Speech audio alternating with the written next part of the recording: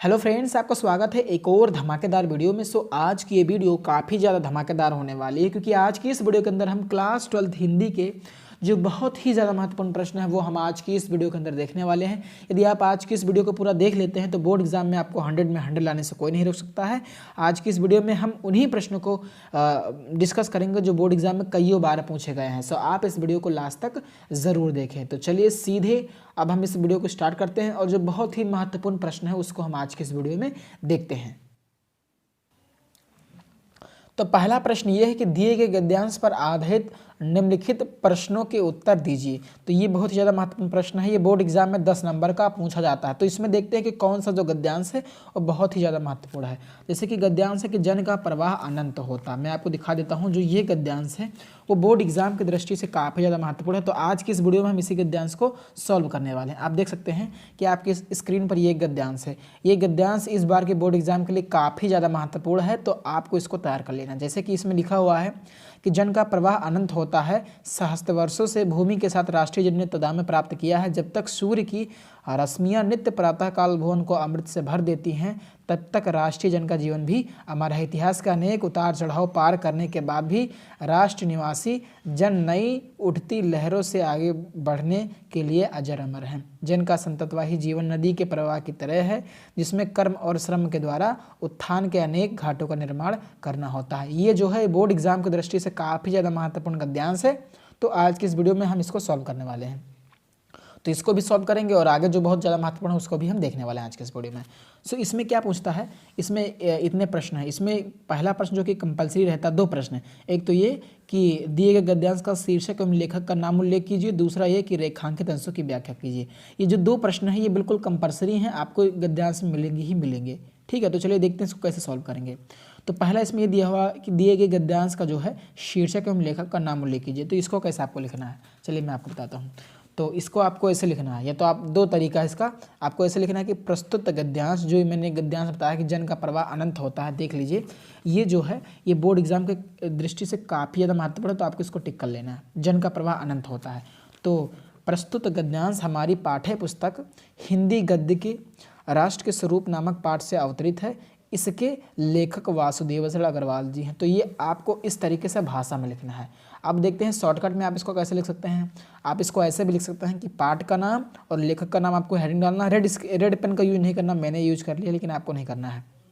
तो यहाँ पे पाठ का नाम लिखना है और लेखक का नाम लिखना है। पाठ के नाम में लिखना है राष्ट्र का स्वरूप और लेखक का नाम में लिखना है वासुदेव अग्रवाल। और इसमें ये भी यही लिखा हुआ है कि दिए गए गद्यांश का शीर्षक एवं लेखक का नाम लिख के। तो शीर्षक क्या है, वही राष्ट्र का स्वरूप है। ये राष्ट्र के स्वरूप से जो है वो लिया गया। पाठ का नाम या शीर्षक बात वही है। तो यहाँ पे आपको डाल देना है राष्ट्र का स्वरूप और लेखक का नाम आपको वासुदेव अग्रवाल डाल देना है। या आप इसको भाषा में इस तरीके से भी लिख सकते हैं। तो इस तरीके से आपको क्या करना है, जो है वो लिखना है शीर्षक का नाम और और लेखक का नाम पूछता है तो आपको इस तरीके से लिखना है। यहाँ पर शीर्षक भी डाल सकते हैं, पाठ का नाम वही हुआ। तो इस तरीके से आपको पहला इस तरीके से इस प्रश्न का आपको जवाब देना है। गद्यांश का शीर्षक बस आपको शीर्षक डाल देना है और लेखक और नाम आगे आपको लिख देना है। दूसरा प्रश्न पूछता है कि रेखांकित अंशों की व्याख्या कीजिए। तो कहाँ से देख लीजिए, ये जो अंश जो है रेखांकित है ये वाला, कि जब तक सूर्य की रश्मियाँ नित्य प्रातःकाल भुवन को अमृत से भर देती हैं तब तक राष्ट्रीय जीवन भी अमर है। तो इसको कैसे लिखेंगे, देखिए लिखने का तरीका आपको इसको ऐसे लिखना है कि जितना इसमें अंडरलाइंड है, देखिए इतना अंडरलाइन है, यहाँ से लेकर और यहाँ तक अंडरलाइन है। तो यहाँ तक ही आपको जवाब देना है। तो आपको शुरुआत कैसे करनी है, सबसे बड़ी चीज़ है शुरुआत। तो आपको लिखना है लेखक के अनुसार। लेखक के अनुसार मैं आपको उत्तर बता रहा हूँ, आपको नोट कर लेना है। लेखक के अनुसार जब तक धरती पर सूर्य की रश्मियाँ प्रतिदिन धरती को अपने अमृत रस से जीवन प्रदान करती रहेंगी तभी तक किसी राष्ट्र और वहाँ के जन का अस्तित्व रहेगा, तभी तक राष्ट्र जन का जीवन भी बना रहेगा। तो आपको ये लाइन जोड़ना है कि लेखक के अनुसार। तो उसके बाद में बस यही लाइन आप घुमा घुमा के लिख देना है कि जब तक सूर्य की रश्मियाँ। तो उसी बात को अपने शब्द में अपनी भाषा में लिखना है अच्छे तरीके से। ठीक, जो लेखक ने कहा है पैराग्राफ में गद्यांश में, तो आपको इस तरीके से इसको लिखना है कि लेखक के अनुसार। और चलिए आगे बढ़ते हैं। और अगला प्रश्न ये है, हम नीचे से चल रहे हैं यहाँ से। ये मैंने एक तो ये हो गया, दूसरा बता दिया मैंने कि रेखांकित अंशों की व्याख्या कैसे करनी है। तो सबसे पहले आपको शुरुआत करना कहाँ से है कि लेखक के अनुसार, और उसके बाद देखना कौन कौन सी चीज़ें अंडरलाइन है। तो कुछ चीज़ें आपको बाहर जोड़नी है और इसी चीज़ को थोड़ा सा लैंग्वेज चेंज करके लिख देना है, बस और कुछ नहीं करना है। तो ये हो गया। तीसरा प्रश्न ये है कि जन का संततवाही जीवन किस तरीके से है। किस तरह है। तो आप यहाँ पर पढ़ सकते हैं कि जन का संततवाही जीवन, आपको इसी में से ढूंढकर लिखना रहेगा। तो जन का संततवाही जीवन नदी के प्रवाह की तरह है। तो बस आपको यही लिखना है, जिसमें कर्म और श्रम के द्वारा उत्थान के अनेक घाटों का निर्माण करना होता है। तो इसी चीज़ को लिखना रहता है। तो इसको ऐसे लिख देना है कि लेखक के अनुसार जन का संततवाही जीवन नदी के प्रवाह की तरह है, जिसमें कर्म और श्रम के द्वारा उत्थान के अनेक घाटों का निर्माण करना होता है। सॉरी, आपको लिख लेना करना होता है।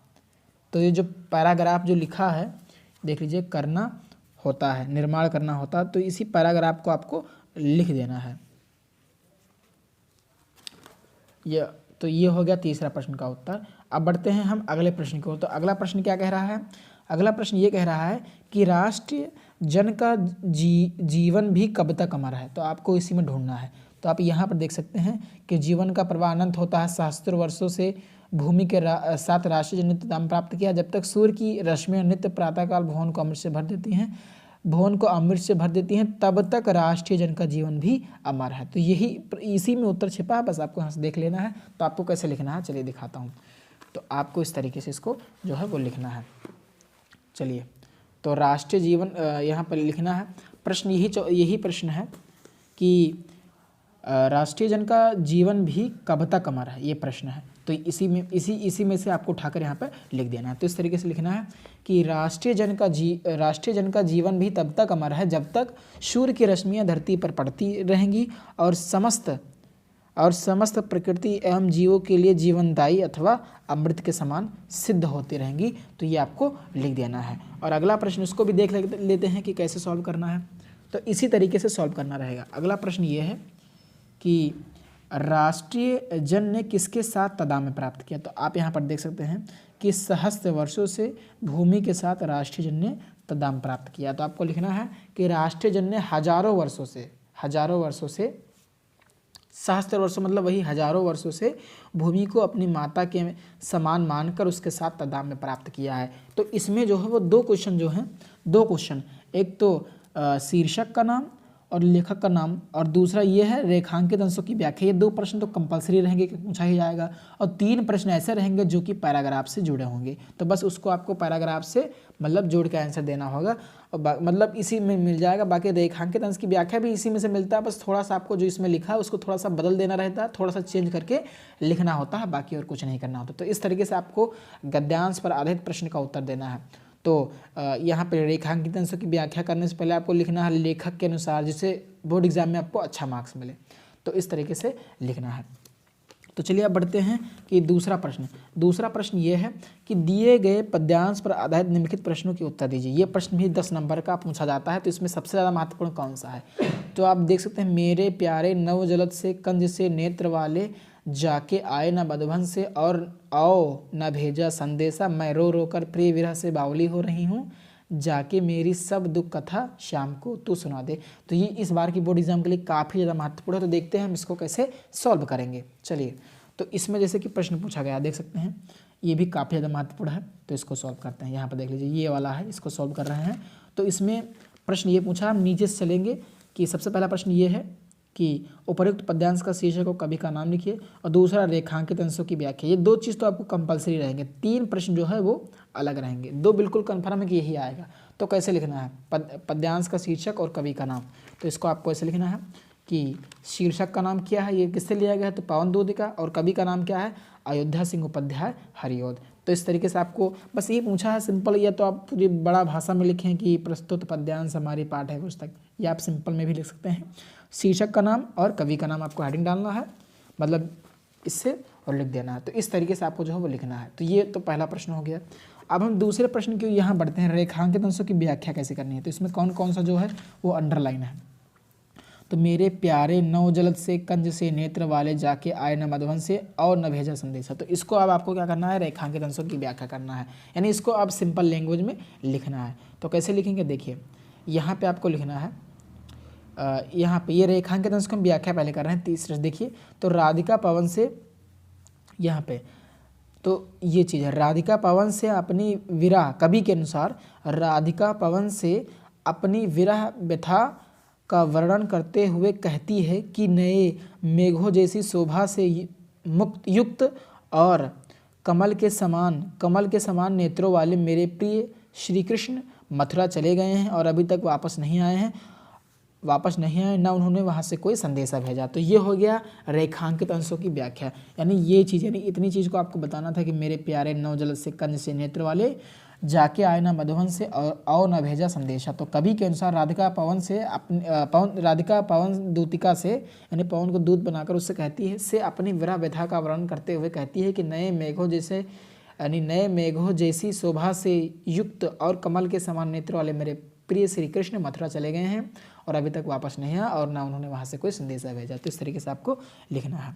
और अगला प्रश्न ये है, उसको भी देख लेते हैं कि राधा की मनोदशा का वर्णन कीजिए। तो आपको लिखना है कि कवि के अनुसार राधा कृष्ण के विरह में रो रो कर पागल हो रही है। तो इस तरीके से आपको लिख देना है। और अगला प्रश्न ये है कि कृष्ण का सौंदर्य कैसा है, उल्लेख कीजिए।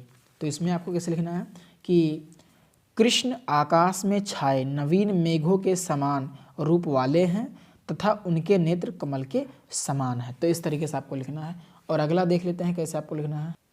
और अगला प्रश्न ये है कि राधा किसके द्वारा कृष्ण को संदेश भिजवाती हैं। तो राधा पवन दूत का द्वारा कृष्ण को संदेश भिजवाती हैं। तो ये जो दो एक तो मैंने गद्यांश बताया, जन का प्रवाह अनंत होता है, ये भी इस बार की बोर्ड एग्जाम के लिए काफ़ी ज़्यादा महत्वपूर्ण, इसको आपको तैयार कर लेना है। और दूसरा मैंने ये बताया कि मेरे प्यारे नवजलद से कंज से नेत्र वाले जाके ना, ये भी बोर्ड एग्जाम की दृष्टि से काफ़ी ज़्यादा महत्वपूर्ण है। तो इसको आपको दोनों को जो है वो अच्छे से तैयार कर लेना है। सो आशा करता हूँ कि आपको ये वीडियो पसंद आया होगा। वीडियो पसंद आया तो वीडियो को लाइक करें और यदि चैनल पर नए हैं तो चैनल को सब्सक्राइब करें। धन्यवाद।